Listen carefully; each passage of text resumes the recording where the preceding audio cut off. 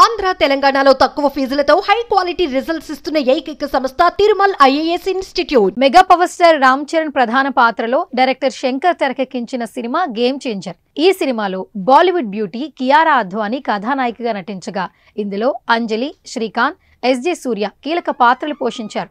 అయితే సంక్రాంతి కానుకగా భారీ అంచనాల మధ్య జనవరి 10న ఈ సినిమా థియేటర్లో విడుదలై మంచి రెస్పాన్స్ అందుకుంది.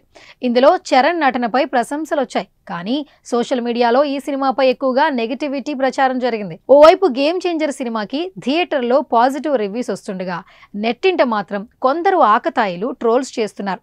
ఈ క్రమంలోనే మొదటి రోజే హెచ్డీ ప్రింట్ ను పైరసీ చేసి నెట్టింట రిలీజ్ చేశారు. ఆన్లైన్ పైరసీ జరిగిన అటు సినిమాపై నెగిటివ్ ప్రచారం జరిగినప్పటికీ థియేటర్లో మాత్రం విజయవంతంగా దూసుకుపోతోంది. అలాగే భారీగా వసూళ్లు రాబడుతోంది. ఇదిలా ఉంటే గేమ్ చేంజర్ సినిమాను సంక్రాంతి పండక్కి లోకల్ టీవీలో రిలీజ్ చేశారు.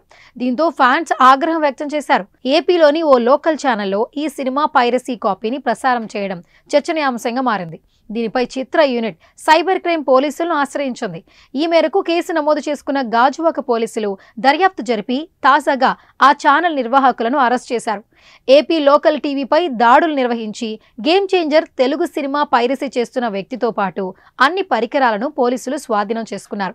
గేమ్ చేంజర్ సినిమాను తమ ప్రాంతంలోని ఓ లోకల్ ఛానల్లో ప్రసారం చేస్తున్నారంటూ ఓ నెటిజన్ సోషల్ మీడియాలో పోస్ట్ చేశాడు. అంతేకాదు అందుకు సంబంధించిన స్క్రీన్ షాట్ సైతం షేర్ చేశాడు. దీనిపై సినీ ప్రముఖులు, మెగా అభిమానులు ఆగ్రహం వ్యక్తం చేస్తున్నారు. సినిమా వెనుక కొన్ని వేల మంది శ్రమ దాగి ఉంది. పైరసీ కాపీని ప్రదర్శించడం మంచి పద్ధతి కాదని, ఎంతో మంది నష్టపోతున్నారని ఆందోళన వ్యక్తం చేశారు.